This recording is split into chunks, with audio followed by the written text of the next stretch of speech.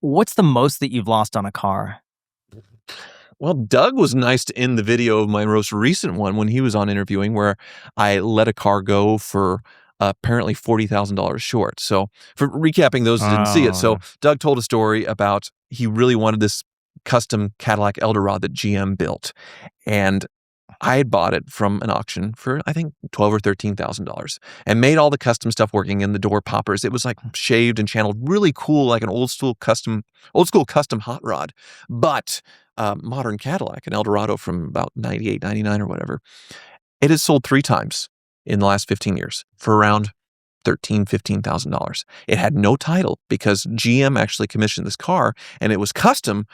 And they didn't want people driving on public roads for liability reasons, so they sold on a bill of sale. Can't be driven on public roads.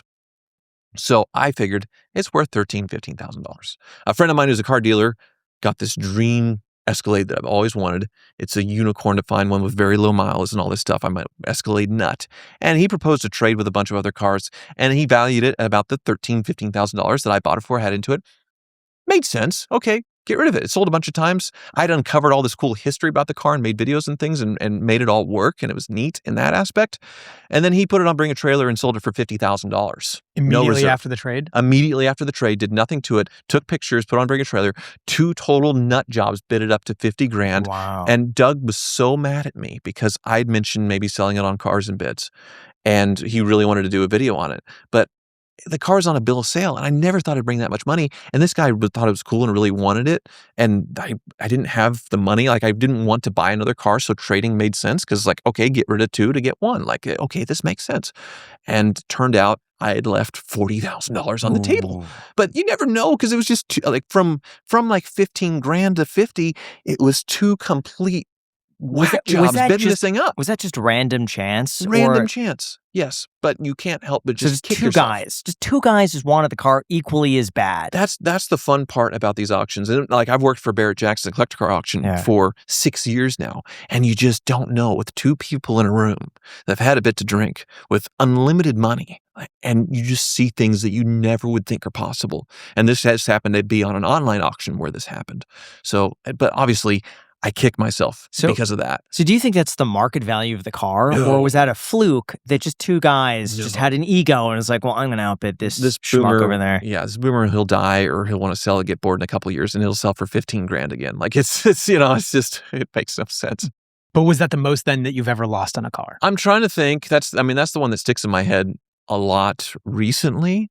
But yeah, there's never been ones that are more than $20,000, $30,000. I don't think so. And depreciation things, I try not to be that dumb. There's a lot of $5,000 or $10,000 losses, but nothing extremely crazy. Then technically, your portfolio is literally just cars. So when you have spare money, you buy a car and you hope, even if it just stays the same, it's like a forced savings account. Right. And if it goes up in value, that's great because your investment had gains over time. Yes. And if it goes down, it's like, okay, fine. Usually it's maybe $5,000, $10,000 loss. Mm-hmm. So actually, financially, you're kind of doing the right thing. For me, I think kind of. It's content though. Everything is content. Like, every car has an ROI. If you spend $50,000 on it, you could probably make back a certain percentage of it. It's just not videos. clear cut. You know, like a lot of people would see this like, oh, clear cut, he's doing the wrong thing. But in this case, I think that there's a little bit more nuance to what's going on. Yeah. It makes sense because if I had put the money in stock market or whatever, or different kind of investments, I don't make videos or content on that. So the cars sit there and they're pretty stable in value relatively. And I have sponsors that are paying, every video sponsored that pays $10,000 to $15,000 for me a video. And then there's the AdSense and all that stuff. So it makes sense from that point. And yeah, if I lose 10 or 20% on the car, most of them are not expensive cars. So we're talking on a $50,000 car, $5,000 or $10,000 at the most. So it makes sense if I get 3 to 5 videos out of it. Then obviously it makes sense as a business. But it's still, when you take out the YouTube business side of it, and it's just a car collector just buying broken cars and screwing up. On the surface, it looks a lot dumber, obviously. But you said before that you actually have an addiction buying cars. Yeah. You said you had hoarding tendencies. Yes, because I was a car dealer before this. So I was so bad as a car dealer because I wanted to keep all the good stuff. It was like a drug dealer, like just doing a mountain of like Tony Montana, just, instead of selling it. And that's what I was doing instead of selling cars and making money that way. So it made a lot more sense for the YouTube perspective. So when I closed up my car dealership and went into a totally different business and then started writing and doing videos on the side, and that all blew up, but it's the same thing that I was doing before. So it wasn't that different. I just started documenting it. And it turned out to be a genre-defining thing that is my mark on the world. Hoovie's Garage is the guy who bought the cheap exotic sort of car that was once cool that's now really cheap and trying to bring it back. And now it's a very copied, tired formula at this point, but I'm still doing it 10 years later because I don't know what else to do. But how serious is this as an addiction that you can't help but keep buying cars? Because you were talking recently about Barrett-Jackson and how they'll pay you. Doug was so mean. They'll pay you to go and speak and narrate Barrett-Jackson, but then you just spend the money back on the auction. They're making money off of you. I never thought about it like that before until Doug laid it out in his podcast very clearly, which is so nice that he still cares so much about me to spend half of his podcast with you guys talking about me being an idiot, which is wonderful that my daddy cares. But I never thought about it that way. So when I got hired for Barrett-Jackson 6 years ago, they had just made a transition on networks. They had moved over to the FYI and the History Channel. And my TV show was briefly on the History Channel for one season before it transferred over to Motor Trend. So I was known there, and they hired me. And they offered, they wanted to bring in their own talent, like a lot of people on a new network. Like, we want to bring in some of our own people. So new, young people. Oh, we know this guy from the show. Let's hire him. They offered me $500 a day to come do Barrett-Jackson for the first time, which not a lot considering, for television and for where I was at, as far as social media. A lot of people would kill to make $500 a day, obviously, but in that world, it didn't make a lot of sense. But I really wanted the experience. I'd never done live television before, so I said yes. I think I asked for a little bit more, but then said yes when they kind of this is it, try it or not. And I just dreamed of, this was my dream job. I wanted to be on TV. I didn't know YouTube was a thing. I'm a bit on the older side, so I'm turning 40 this year. So I'm still sort of in that old school, TV's cool. And so my parents are like, oh, he does TV. He has a real job versus a YouTuber. It's not somebody that's actually working. They're just putting a camera in their face and goofing off, So I'm sort of on the edge of that generation of looking at it. So I thought it was neat. And I'd watched the Speed Channel coverage of it, the Speed Channel when I was a kid. And Barrett-Jackson was the first to do it in 98 to go on there. And I was glued to it. I was fascinated by it. I begged my dad to go in person to the auction the first time in 2004. I was 16 years old. Were you guys even born yet? Barely? Jack wasn't. I was born 6 years old. Okay. I just dreamed of going. And it was the first time I had ever saw a 300 SL going in person. That was the most beautiful car I've ever seen. That was an incredible event. I watched these guys on TV forever, knew how the show worked, knew how they talked, knew how they kind of go back and forth talking about the facts of doing their commentary and things.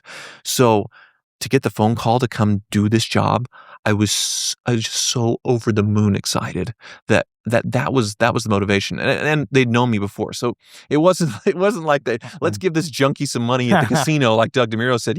Let's have this guy and give him $2,000 credit at the casino and watch him hang himself into $200,000 in debt. There was some legitimate connection there, and it was definitely a dream job, and it's evolved to where now I'm up on the block for Super Saturday last week, and we sold a Gullwing for $2.6 million. When I was a kid, that same Gullwing sold for $200,000. So it's really neat to be a part of it now. Yeah. So they paid you, say, $1,500 or so that first time you did it. First time, yeah. And then how much did you spend at the auction? Oh, well, I didn't buy anything at the first couple of auctions, I don't think. It took a while for me to get comfortable because I was really focused on doing this well. I'd never done live TV before. So right now, to have a podcast, I wasn't naturally good at this either because in YouTube you can screw up, you can jump cut, you can start over. You kind of joke about it a little bit where you sometimes mess up and say, "Hey, Graham, it's guys here." Like in YouTube, you goof up and you can really cover it up very easily. You guys edit your podcast a little bit to edit the stuttering too when somebody kind of just blanks out. So, but with Barrett-Jackson, it's live. So my first time, we're wearing masks. It's 2020. And you can't see my mouth. You can't see him speaking.